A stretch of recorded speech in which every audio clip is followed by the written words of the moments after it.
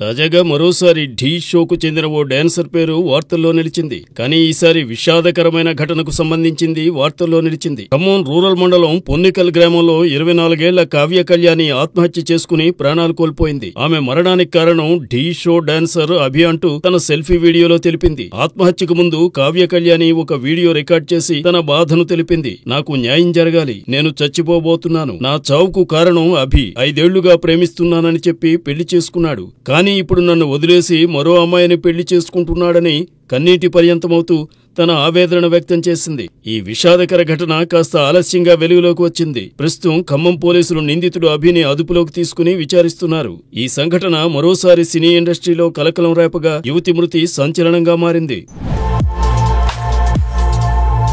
బాలకృష్ణ బోయపాటి శ్రీను కలయికలో super hit అయిన అఖండకి sequel గా అఖండ 2 శివతాండవం తెరకెక్కుతోంది. తాజా సమాచారం ప్రకారం అఖండ 2 మూవీ షూటింగ్ వేగంగా పూర్తవుతోందని తెలుస్తోంది. మే చివరి నాటికి టాకీ పార్ట్ మాత్రమే కాకుండా సగం పోస్ట్ ప్రొడక్షన్ వర్క్ ను కూడా పూర్తి చేయాలని బోయపాటి శ్రీను టార్గెట్ పెట్టుకున్నట్లు సమాచారం. ఈ మూవీపై ఉన్న అంచనాలకు తగ్గట్టుగా రియలిస్టిక్ విజువల్స్ తో ప్రేక్షకులను ఆకట్టుకునేందుకు ప్రస్తుతం బోయపాటి శ్రీను హిమాలయాలకు వెళ్లినట్లు తెలుస్తోంది. అక్కడ అఖండ సినిమా కోసం లొకేషన్లను రెక్కీ చేస్తున్నట్లు సమాచారం తెలుస్తోంది. సినిమాలో హైలైట్ అయ్యే సీన్స్ ను హిమాలయాల్లో షూట్ చేయాలనే ప్లాన్ లో ఉన్నట్లు తెలుస్తోంది. అఖండ 2 సినిమాకు సంబంధించిన మరిన్ని విశేషాలు త్వరలో వెల్లడి కానున్నాయి. అభిమానులు ఈ సినిమాపై కొండంత అంచనాలను పెట్టుకున్నారు.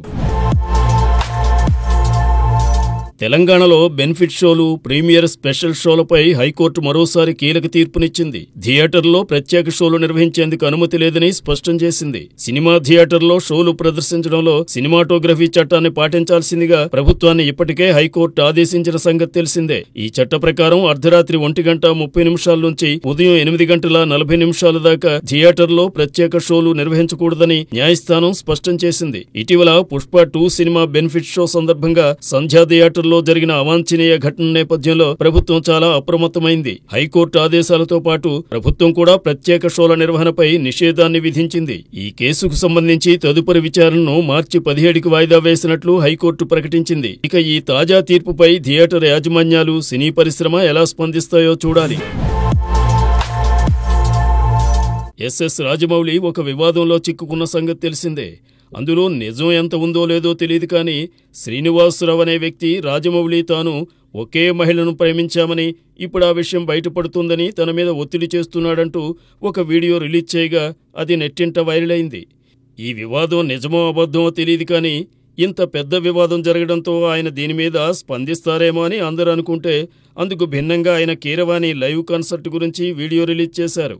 మార్చి 22వ తేదీన జరగబోతున్న ఈ లైవ్ ఈవెంట్ గురించి మాట్లాడుతూ కీరవాణి తన సినిమాలోని పాటలతో పాటు ఆయన కంపోజ్ చేసిన ఎన్నో పాటలను మీ ముందుకు తీసుకొస్తున్నారని చెబుతూ రాజమౌళి చెప్పుకొచ్చారు. కీరవాణి లైవ్లో పెర్ఫార్మెన్స్ చేయాలని కోరుకుంటున్నానని, అంతేకాక ఆయన పాటలతో పాటు బ్యాక్గ్రౌండ్ స్కోర్ కూడా అక్కడే కంపోజ్ చేసి ప్రేక్షకులను అలరించాలని ఆయన కోరాడు.